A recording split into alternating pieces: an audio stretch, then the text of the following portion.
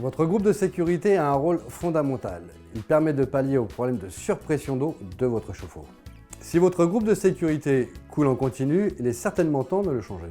Pour le matériel, vous aurez besoin d'un groupe de sécurité, d'un seau, d'une serpillière, d'un bouchon en liège, de joints, de ruban d'étanchéité.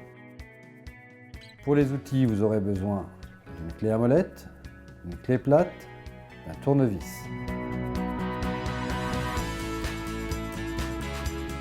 Avant de remplacer votre groupe de sécurité, pensez la veille à couper vos alimentations d'eau et d'électricité. Pour faire baisser la pression, ouvrez un robinet d'eau chaude pendant une dizaine de secondes, puis refermez-le. Puis faites la même chose avec le robinet d'eau froide. Cela diminue la pression de l'eau du réseau. Pendant le changement du groupe de sécurité, tous les robinets du logement doivent être impérativement fermés. Disposez un seau sous votre ballon pour éviter que l'eau ne se répande sur le sol. Attention, si vous n'avez pas coupé l'électricité de votre ballon d'eau chaude la veille, lorsque vous allez démonter votre groupe de sécurité, l'eau qui s'écoule risque d'être très chaude.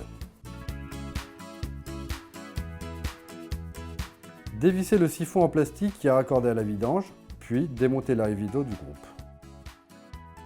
Terminez par l'écrou reliant le groupe au réservoir. Retirez ensuite le groupe de sécurité. Appliquez du ruban d'étanchéité sur le filetage du raccordement de la cuve du chauffe-eau et un joint entre le nouveau groupe et l'arrivée d'eau avant de visser l'écrou. Remontez le nouveau groupe de sécurité. Pensez à fermer l'arrivée d'eau avec le robinet du nouveau groupe de sécurité et raccordez le siphon en PVC.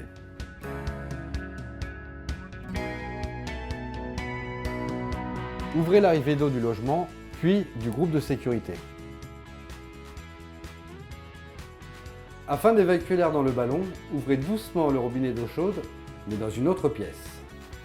Lorsque l'eau coule normalement, sans crachoter, c'est qu'il n'y a plus d'air dans le ballon.